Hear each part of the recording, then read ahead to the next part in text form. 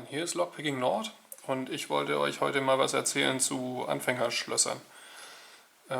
Idealerweise sucht man sich da erstmal ein Vorhängeschloss, weil die einfach schlechtere Toleranzen haben, lassen sich gut in der Hand halten, sind oft mit Standardpins bestückt, mit Standardstiften.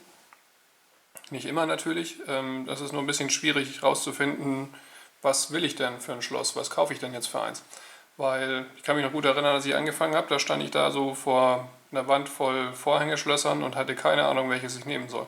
Ich wollte natürlich kein zu leichtes haben, ich wollte kein zu schweres haben, sondern irgendwas, was mich ein bisschen herausfordert, aber auch nicht so lange aufhält im Endeffekt. Deswegen wollte ich jetzt eben auch was dazu sagen, dass ihr eher so vielleicht einen Anhaltspunkt habt, wenn ihr gerade anfangt mit Picken, was ihr euch da vielleicht kaufen wollt.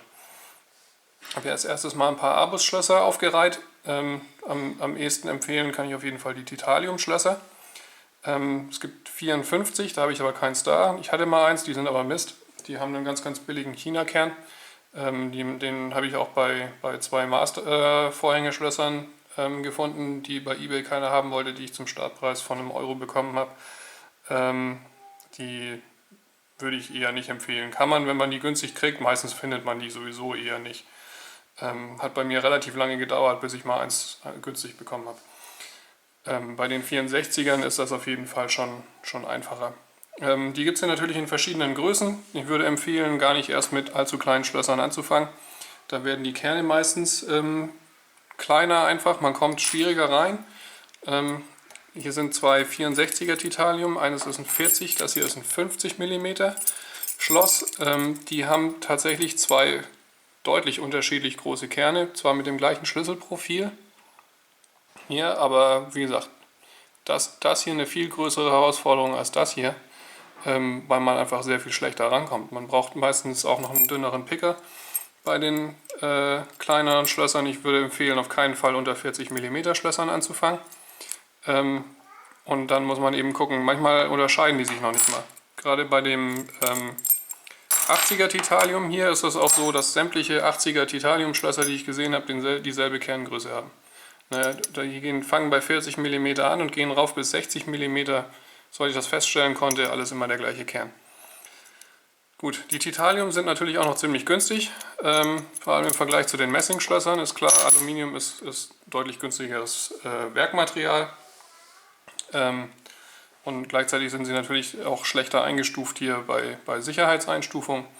Und deswegen können die auch einfach, denke ich mal, nicht so viel dafür verlangen wie für die Messingschlösser. Ist auch gerade bei Seewasser nicht so empfehlenswert eigentlich. Aber ich denke mal, die meisten haben nicht das Problem. Hier oben müssen wir immer dran denken. Ich denke mal, woanders eher nicht.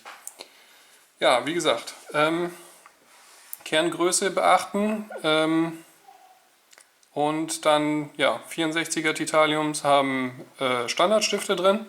Das ist für den Anfang auf jeden Fall ganz gut. Man muss sich keine großen Gedanken hier um Kerngegendrehungen machen, dass der Picker abbricht oder irgendwie sowas, weil man es nicht schafft, eine Spule zu setzen.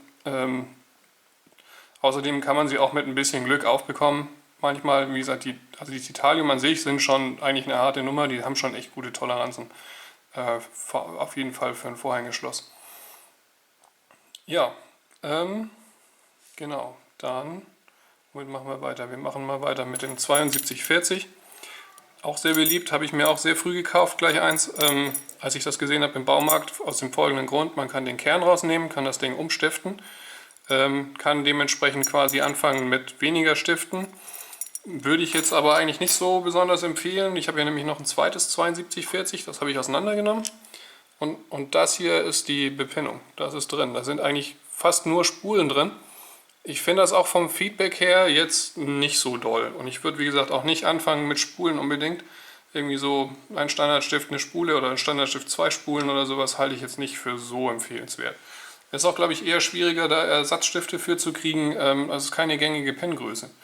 Die sind sehr klein. Ich habe die mal gemessen, die sind 2,3 mm so um und bei.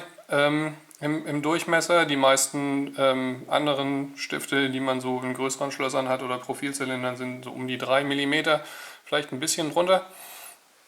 Und da kann man schon mal eher nichts zu finden. Aus einer Spule kann man ja leider auch nicht mehr viel machen.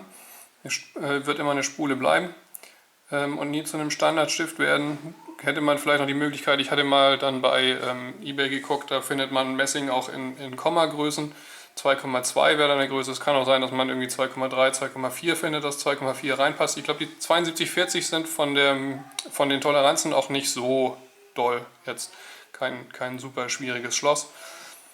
Ein bisschen schwierig zu spannen manchmal, weil auch der Kern wirklich klein ist. Also das Schlüsselprofil ist auch relativ klein. Gut, ja, will euch eigentlich gar nicht so viel an die Backe labern. Befürchte, ich tue es fast doch, aber ich werde die Abus-Reihe mal eben noch zu Ende bringen und noch was zu den Messingschlössern sagen. Also ich mag die 85er sehr, sehr gerne, muss ich sagen. Die sind richtig gut, da sind nur Spulen drin, richtig schönes Feedback. Die 40er Variante hat auch wieder einen kleineren Kern. Ich habe leider keine 50er Variante da, das ist ein 7550, das ist ein Bohrmuldenschloss. Aber ich glaube, das hat so ungefähr die gleiche Kerngröße. Kann man wieder gut sehen, den Unterschied. Ne? Also so ein 40er würde ich auch eher nicht zum Anfang nehmen, eher ein 50er. Sind aber auch relativ teuer, deswegen denke ich mal, ist das sowieso eher nicht unbedingt was für Anfänger. Und ja, habe sonst nichts, was irgendwie drunter ist. Es gibt noch 60 und 65, das ist die Schlossnummer, das ist die Schlossgröße. Ich habe aber ein 4540, ist aber absolut überhaupt kein Anfängerschloss. Ich bekomme es noch nicht mal auf bis jetzt. Ich habe es auch noch nicht so viel versucht, muss ich sagen. Schlüsselprofil, ja, ist jetzt nicht mal so herausfordernd, würde ich sagen. Aber diese Winkel hier im Kern, die sind der Hammer. Und ich brauche einen dünnen Picker, den hat man als Anfänger meistens sowieso nicht. Und ich glaube, da sind nicht nur Standardstifte drin, da sind auch Spulen drin. Aber ich habe echt Schwierigkeiten, die zu finden bis jetzt. Ich habe noch ein anderes 4540, das bekomme ich auf, auch relativ problemlos, aber das hier zum Beispiel nicht. Deswegen würde ich allein schon mal sagen, würde ich nicht empfehlen für Anfänger. Ich könnte mir vorstellen, dass es mit anderen Schlössern genauso ist. Und vor allem meine ich glaube, das 4550 hat auch keinen größeren Kern als das hier. Gut, so, weil ich so viel gelabert habe, denke ich mal, muss ich das auf jeden Fall wieder in 2 Teile teilen, das Video. Und deswegen sage ich mal, das war's mit dem ersten Teil. Ich hoffe, das hat schon mal ein bisschen was geholfen. Wir sehen uns beim nächsten Teil, hoffentlich. Und tschüss.